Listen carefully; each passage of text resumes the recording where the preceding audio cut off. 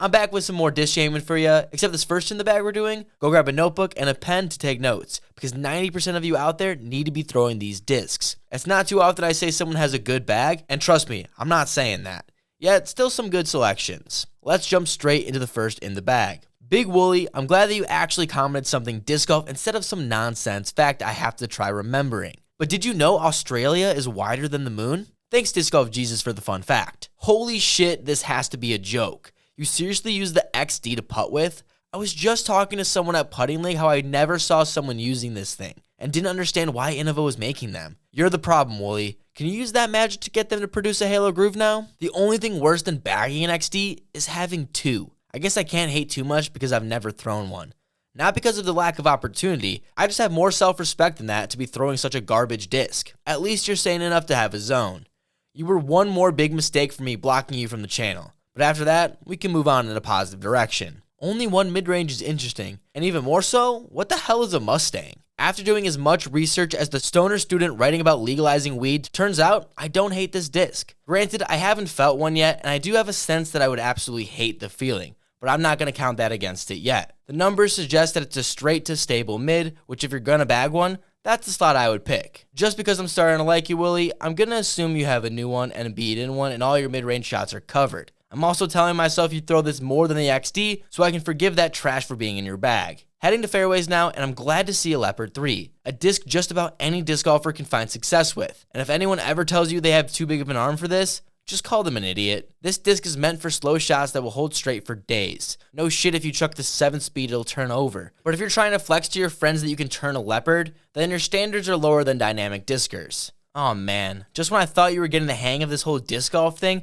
you have to ruin it by bagging the Maverick. This wouldn't be a Berdogi video if I didn't shit on dynamic, so hit that quota. The TL3 is a disc that Innova makes. Yeah, I never really checked this one out, but I always tell everyone the time-lapse is overrated, so the time-lapse 3 can only be worse. Last up, we have distance drivers. And kicking off, we have the Roadrunner, which is a great choice and complements the Leopard 3. 99% of disc golfers should be bagging not only the Roadrunner, but the Leopard 3 as well. Slower discs that don't require a lot of power and get natural turn. I noticed you have a Halo one, but I'm confident in your abilities to still crush this disc. You do have a Thrasher, which is cool. Well, at least the stamp is, I guess. I've never thrown a Thrasher, but that's just because I would have to wash my hands after throwing the disc crap. Not sure if this is an unpopular take, but I don't mess with ESP plastic.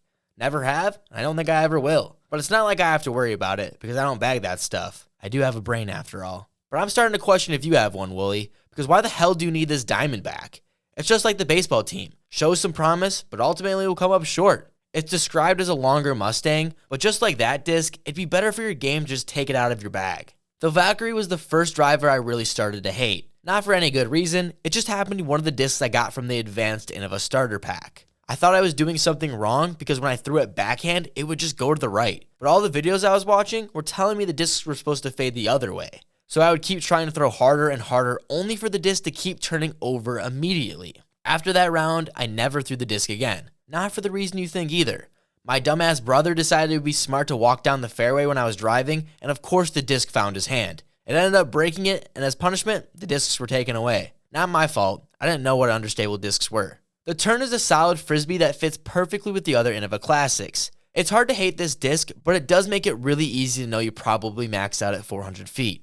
I don't care what you say. I respect the 3 race, and if this is your max distance disc, you're doing it right. I also like how you have 3 separate seasoned options. If you don't have different wear and tears on your favorite discs, are you even a disc golfer? That's a genuine question. Good call getting a double G version as well. Instead of always relying on the stock run to be your most stable, it's a good choice to get something that runs more overstable, like Halo Plastic, or whatever the equivalent is, even though we all know it's just a knockoff. I'm proud of you, Big Willie, for clarifying the Destroyers were weather dependent. For your arm, the discs we've seen fit pretty well, and the Destroyer should only be coming out for headwind shots or times you need a disc to fade hard without any worry of it turning. Not bad, Big Willie, not bad. Now please, for the love of disc golf Jesus, please switch putting putters. Going from discs everyone should bag to the new Swedish bullshit that Discmania is trying to pass off as quality. Lincoln is a 13-year-old disc golfer who's been playing for a year now and happens to be in the league I go to. And hopefully this video, he still comes around. I gotta start off with why the hell are you only bagging Discmania? If you're gonna pick one brand, why'd you pick such a shitty one? I'd rather you throw all Discraft than this, but as long as it's not Trilogy, so could have been worse. After this round, I did convince Lincoln he needed a wild honey, but come on, look at these throws and tell me 99% of you out there don't need this disc. At least I have Mr. Lincoln Log spreading my propaganda for me. Putting with P1s isn't all that bad, but makes me wonder why you were using NVs at putting leagues the other day.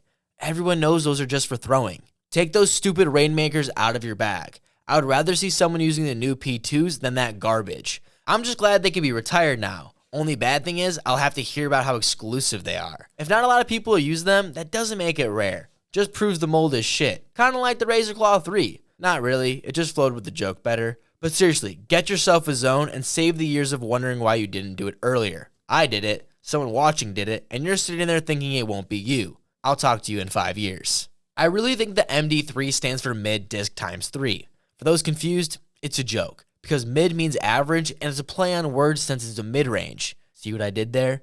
But for real, fuck this disc. If there's one frisbee that shouldn't leave your bag, it's the Origin.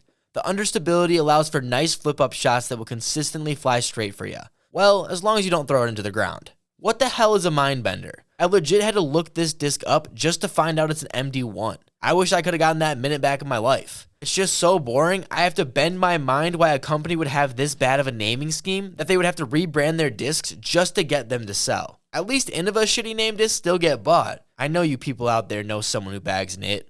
I was pleasantly surprised to hear the FD was your go-to disc. Not in a bad way either. More shocked that you pick a disc that actually matches your arm speed instead of forcing something stupid fast. It's good to know your game, and being so young, you'll grow into bigger discs. But for now, just stick with what's working. I'm just sorry I let you throw an Innova FD, so now you know what you could have had. Another solid choice bagging in essence. A flippier fairway that you should be able to get some hyzer flips with, and control in the woods. If I was betting, you should have a battle between the last two discs as your main. And if that's not the case, it should be. I like the FD1 as a complement to the FD, in case you need something to fade without worrying for you. At least I'm pretty sure that's what it's supposed to do. I learned like last week that this was a real disc, so not too sure. You gotta have an FD3 in the bag if you only throw Discmania.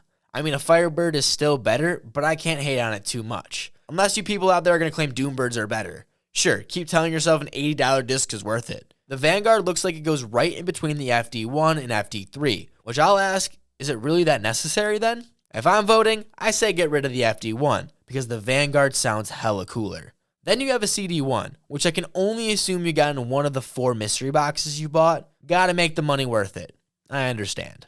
Even though we can both agree you need as many wild honeys as your bag can fit, but let's see the rest of your distance drivers. You have a DD and DD1. Both can be replaced by the honey, and then a double steady one. But not bad discs in the meantime. Remember folks, understable is key for those with the slower arm. That's not a dig, but a reminder to play within your skill set if you want to achieve the best results. You also have a DD3, which should only come out if there's a strong headwind, or you need the disc to fade without any worry about turn. Same goes for the PD2, except you probably shouldn't throw that one unless you really want a disc to fade out of your hand. Lastly, I know it's your favorite disc, but the PD is kinda mid. We both know you can throw the honey farther, which also means your DD and DD1 should be able to as well. I can't think of too many bad things to say about the PD. Granted, I can't think of anything positive. Another basic ass Discmania mold. Shout out Lincoln for letting me roast his all Discmania bag. Hopefully you learn to bag some different shit instead of being boxed into a corner. Also, I really hope we can still be friends. As long as you take out those stupid Rainmakers, of course. Thanks so much to Big Willie and Lincoln for letting me roast their bags. If you want your bags roasted, make sure to comment them down below, and maybe I'll get to them. Someday. In the meantime, make sure to drop a like and subscribe. It's the easiest way to help out the channel. Oh, and if you want to know what disc golf trap not to fall into, check out the video right here.